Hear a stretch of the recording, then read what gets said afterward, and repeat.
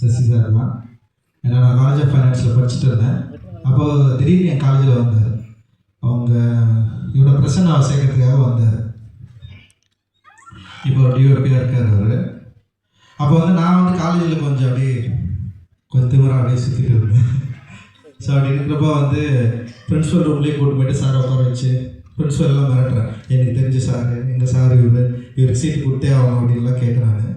So அதுக்கப்புறம் வந்து இதை வச்சு சார்கிட்ட வந்து அசிஸ்டன்ட் அட்வைஸ் கேட்கறதுக்காக உங்களை மீட் பண்ணணும்னு கேட்டால் அவரும் ஆஃபீஸ்க்கு வர சொன்னார். சரி நான் ஆஃபீஸ் போனேன்.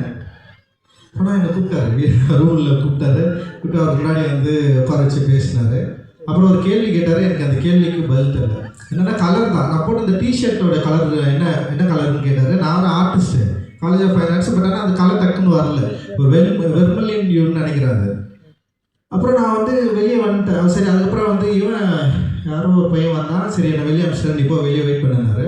அப்புறம் கொஞ்ச நேரம் கழிச்சுட்டு நான் வந்து திரும்ப போனோடனே நான் சொல்லிட்டேன், இதான் அந்த க்ரீன் கலர், அது ஒரு மாதிரி வர்மல்லின் அப்படின்னு சொன்னோடனே வந்து ஓகே அப்படின்னு சொல்லிட்டு உங்ககிட்ட வந்து உன்னை பார்த்தோடனே முதல்ல ரவுடி மாதிரி இருந்தேன், காலேஜில் ரொம்ப ரவுடி மாதிரி வந்து ஏதோ ஒன்று பண்ணேன்.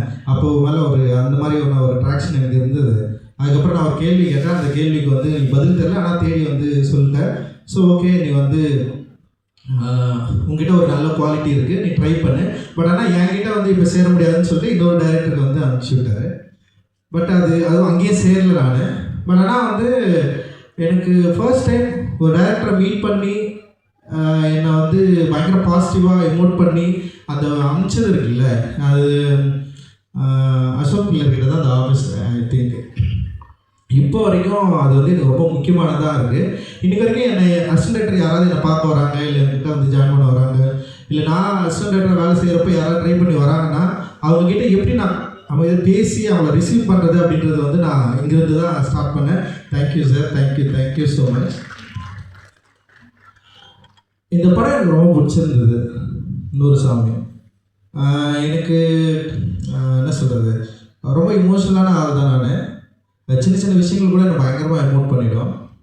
நூறு சாமி படம் பார்க்குறப்போ நிறைய இடங்கள் எனக்கு வந்து பயங்கரமாக கனெக்ட் ஆச்சு. அந்த சுவாஸ்திகா வந்து பயங்கரமாக நினச்சிருந்தாங்க. எவ்ரி ஃப்ரேம் வந்து அந்த படத்தை பயங்கரமாக ஹோல்ட் பண்ணாங்க. அண்ட் அந்த பசங்களாக நடித்த பசங்களாக இருக்கட்டும், அப்புறம் எவ்ரி கேரக்டர் எல்லாமே நல்லா பண்ணாங்க. விஜய் ஆண்டனி சாரும் சூப்பராக பண்ணார். நிறைய விஷயம் இதில் வந்து ரொம்ப சூப்பராக இருந்தது. அண்டு கிராஃப்ட் வைஸ் எல்லாருமே சூப்பராக ஒர்க் பண்ணியிருந்தாங்க. இப்போ சசி சார் வந்து இப்போ பூ சசி சார் அப்படின்னு சொல்கிறப்ப இப்போ நூறு சாமி சசி சார்னு சொல்கிறதுக்கான வாய்ப்பு இருக்குது அப்படின்னு நான் நினைக்கிறேன். நான் ஏன்னா சொல்லாமலே அங்கேருந்து ஒரு பெரிய ஜெயம், அப்புறம் கொலைகாரன், அப்புறம் வந்து பிச்சைக்காரன், அப்புறம் வந்து நூறு சாமிகள் சொல்கிறதுக்கான வாய்ப்பு இருக்குது அப்படின்னு நான் நினைக்கிறேன். ஸோ எனக்கு ரொம்ப பிடிச்சிருந்தது. நிறைய விஷயங்கள் ரொம்ப முக்கியமாக இருந்தது.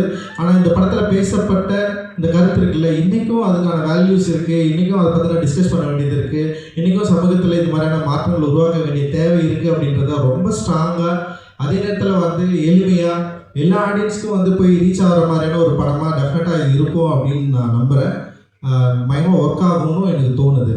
இதில் எனக்கு ரொம்ப பிடிச்சதுனால அந்த ஃபேன் வந்து எனக்கு ரொம்ப பிடிச்சிருந்தது. ஃபேனோட கேரக்டர் என் லைஃப்பில் வந்து ஃபேன் வந்து ரொம்ப முக்கியமானதாக நான் பார்க்குறேன். நான் ஒரு 6th 7th படிக்கிறப்போ என் அப்பா வந்து ஃபஸ்ட் டைம் ஒரு ஃபேன் வாங்கியிருந்தார். ஃபேன் எப்படின்னா ஒரு செகண்ட் ஹேண்ட் ஃபேன் தான் அது வந்து வீட்டில் சீலிங் ஃபேனு, ஓட்டு வீடு, சீலிங் ஃபேன் மேலே மாட்டியாச்சு. அது வந்து ஒரு சவுண்டு, அந்த பேரிங் சவுண்ட் வந்து பயங்கரமாக இருக்கும். ட்ரன் சுற்றிகிட்டே இருக்கும். அது சுற்றுறது வந்து என்னென்னா எனக்கு யாரோ பேசுகிற மாதிரியே இருக்கும். அது ஆக்சுவலி யாரோ பேசுகிறாங்க, ஏதோ சொல்ல வராங்க. சின்ன வயசுல எனக்கு அப்படி தான் வந்து பயங்கரமாக ட்ரீமியாக அந்த ஃபேன் சவுண்டை கேட்டுகிட்டே இருப்பேன். லைக் வந்து சீலிங் ஃபேன் வந்து இவ்வளோ சவுண்டு போடுமா போடாதெல்லாம் எனக்கு தெரியாது. பட் ஆனால் அந்த ஃபேன் வந்து லைஃப்பில் வந்து பயங்கரமாக கனெக்ட் ஆகிடுச்சு. அண்ட் கொஞ்ச நாள் கழித்து எங்கள் அப்பாவுக்கு ஒரு பிரச்சனை நடந்தது. ஏன்னா எங்கள் அப்பாவுக்கு மண்டையில் அடிபட்டுச்சு. ஒரு பிரச்சனையில் வந்து மண்டையில் அடிபட்டுச்சு. ஸோ அப்பா நானெல்லாம் பார்த்து தூங்கிட்டு இருக்கிறோம். அந்த ஃபேன் சுற்றிட்டே இருக்குது. திடீர்னு அப்பா ஏஞ்சி அந்த ஃபேனில் யாரோ என்னை கூப்பிட்றாங்க அப்படின்னு சொன்னார். அந்த ஃபேனில் யாரோ என்னை கூப்பிட்றாங்க, அந்த ஃபேன் என்கிட்ட பேசுது, அந்த ஃபேனில் ஒரு வாய்ஸ் எனக்கு கேட்குது அப்படின்னு சொன்னார். இல்லைப்பா அப்படிலாம் ஒன்றும் இல்லைப்பான்னு சொல்லிட்டு அவர் கூட பார்த்துட்டே திடீர்னு அப்பா காணோம். அவர் போயிட்டார். யாரோ ஒரு 4-5 பேர் வந்து கத்தி எடுத்துகிட்டு வராங்க, என்னை கொள்றதுக்கு வராங்க, இந்த ஃபேன் எனக்கு சொல்லுது அது வந்து அப்படின்னு சொல்லிட்டு போயிட்டு தெருவில் நின்ட்டார். அப்போ வந்து நான் போய்ட்டு அப்பாவை கன்வின்ஸ் பண்ணி கூப்பிட்டு வந்து வச்சது இருக்குல்ல. அப்புறம் வந்து நான் அந்த அந்த டைமில் சைக்காலஜிக்கலாக அந்த ஃபேனுக்கும் எனக்குமான கனெக்ஷனாக இருக்கட்டும், இல்லை அப்பாவுக்கும் அவருக்குமான கனெக்ஷன் இருக்குல்ல, அது வந்து எனக்கு என்னென்னா இந்த படம் பார்த்தோன்னே அந்த ஃபேனோட ஃபர்ஸ்ட் ஷாட்டே இருக்கும்.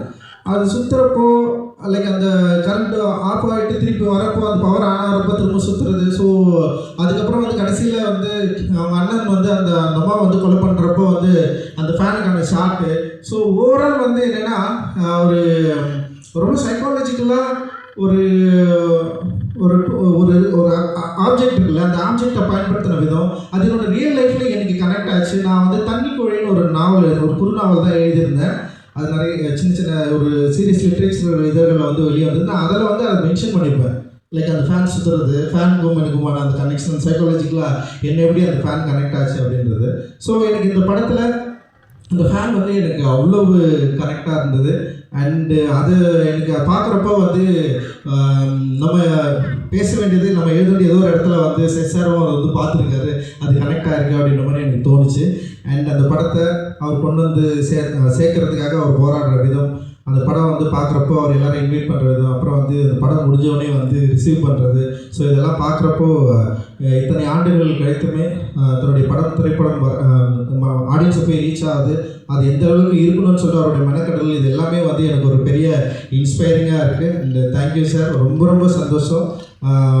எனக்கு ரொம்ப ரொம்ப பிடிக்கும் நீங்கள் ஒரு பயங்கர இன்ஸ்பைரிங்கான ஒரு ஆள். ஏன்னா இவ்வளோ படம் பண்ணியிருக்காரு, நான் டைரக்டர் ஆனதுக்கப்புறமா நிறைய படம் பண்ணியிருக்காரு, எந்த படத்துக்கும் என்னை கூப்பிட்டதும் இல்லை, ஏதோ படம் பாருன்னு கூட கேட்டது கிடையாது. ஃபர்ஸ்ட்டு நூறுசாமிகளுக்கு மட்டும்தான் வந்து அவர் இன்வைட் பண்ணார். அதுக்கு ஒரு அர்த்தமும் சொன்னார், இந்த படம் உனக்கு பிடிக்கும் நீ வா அப்படின்னு சொன்னார். And thank you sir, love you and thank you so much sir. Thank you. இந்த படத்தில் வச்ச எல்லாருக்குமே என்னுடைய நன்றிகள். ரொம்ப சூப்பரான படம், ரொம்ப முக்கியமான படம், நிச்சயமாக மக்களுக்கு பிடிக்கும் அப்படின்னு நான் நம்புகிறேன். வாழ்த்துக்கள், நன்றி. Thank you very much. Pa Ranjith sir, நிஜமாக சொல்லி ஆகணும், நீங்கள் ரொம்ப சில படங்கள் மட்டும்தான் ரெவ்யூ கொடுத்துருக்கீங்க, அது 100 சாமி இருக்கிறது எங்களுக்கு ஒரு பெரிய பெருமை. கண்டிப்பாக இது மக்களுக்கு போய் சேருங்கிற நம்பிக்கை இன்னும் அதிகமாக இருக்குது எங்களுக்கு.